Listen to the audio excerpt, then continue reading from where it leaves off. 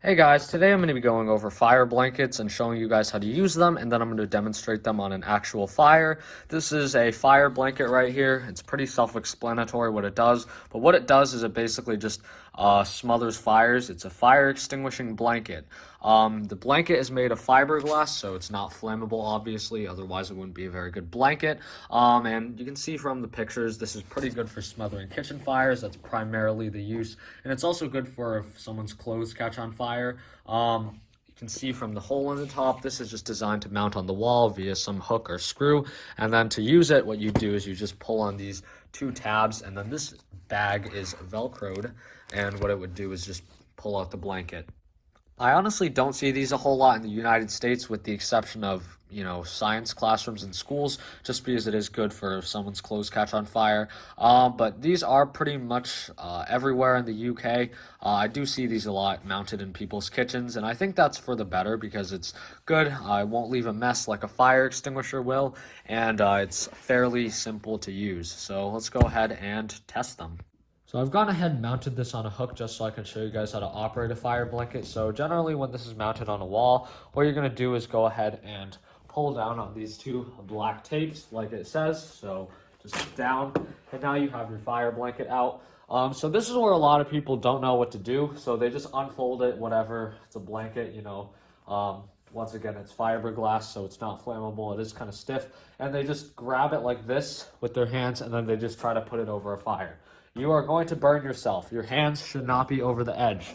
What you really want to do when you hold a fire blanket is grab the black tabs and then kind of just fold it over yourself like this, so that way you're shielded from the fire. All right, so oh crap, cooking got out of control. Luckily we have our nice nifty fire blanket. So pull down, unfold it, hold it by its tabs like that, shield yourself from the fire, and just cover it. So you got to make sure that it covers the thing completely, because the main way this works is it's just sealing off the oxygen supply. But at this point, what you do is you turn off your stove or your heat source, and then you just let it sit. If I lift this, there's a good chance that it could reignite. So let's try that. You can see it's smoking because it's really hot, but at this point, because there's no actual stove, it's just going to go out. And as you can see, the fire blanket has sustained some damage. I'm going to demonstrate this one more time, this time with the camera a little closer. So once again, fold it to conceal your hands and then just cover it. The thing about fire blankets I want to mention is that you have to actually put the blanket over the fire. You cannot just throw the blanket. It is literally a blanket and will get carried away with the wind sometimes. I've seen some videos where people just do that and expect it to go out. Right now your kitchen's burning down because you don't know how to use a fire blanket. One last thing, a fire blanket is not a substitute for a fire extinguisher. There's situations where a fire blanket will not work, and a fire extinguisher will always work.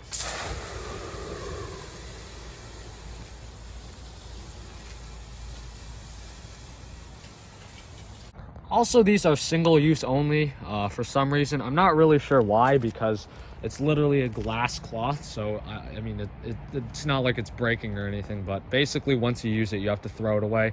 Not really a huge loss, because these are literally like $10 each. And like, how often are you using a fire blanket? So I would recommend just getting a new one and not taking the risk.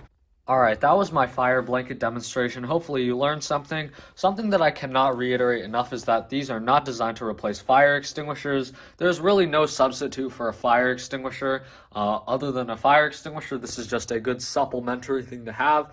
Of course, it's just good for smothering those small fires, but for pretty much any other fire other than a controlled pan fire, any solid combustible, you are not going to be able to use a fire blanket. This literally relies on being able to get over the fire and cut off the oxygen.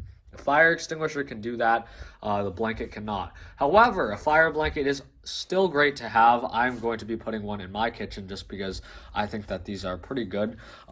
It is great because it doesn't leave a mess like a fire extinguisher, and it is fairly easy to use.